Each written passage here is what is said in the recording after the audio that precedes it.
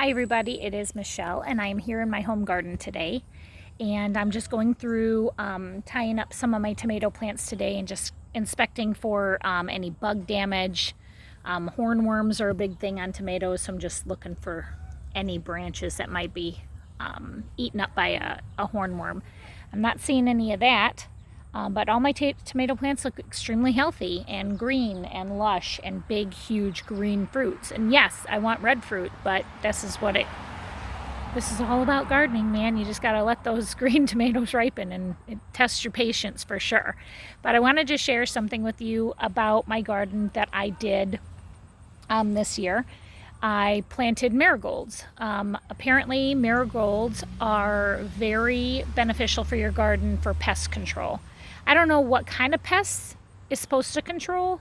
Considering I have chicken wire around my entire garden, no rabbits were getting in for sure. But I do have lots of marigolds around my garden. And one trick that I learned is not to plant them in pots.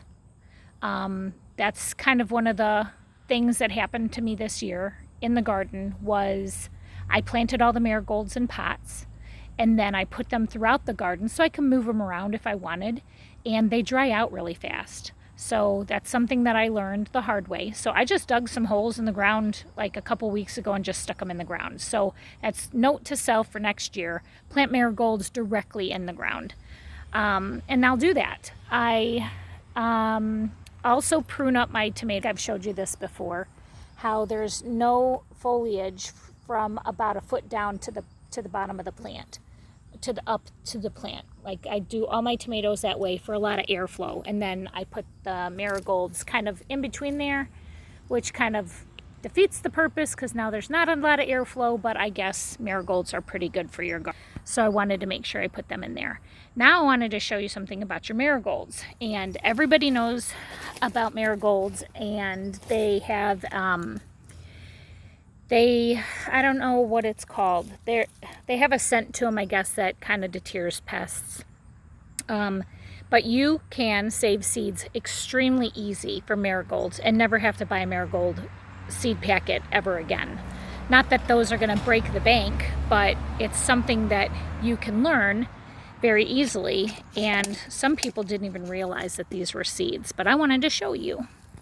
So here's my marigold plant, and I still have some real pretty marigolds on here. Look at it, it's so pretty. And then I have the ones that are died off. So you can pick these off. You just snap them off and it'll promote more growth on your plant. But inside this thing right here are seeds. So I wanted to show you.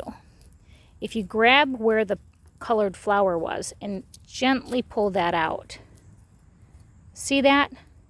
Each one of those little bitty spikes, that's a seed. Each one of these tiny itty bitty spikes will make one plant like that. It'll make one plant like that. So I wanted to show this to you because look how many seeds are in here. That's just one flower. I'm sorry about the focusing. So I have a cup here. I'm just putting them in there.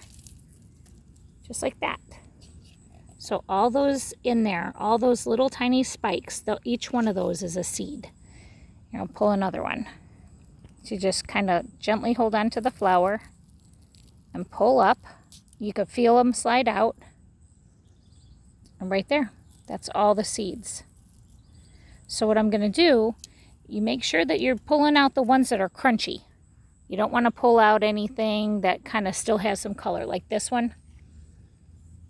This one right here, we want to let that one dry out.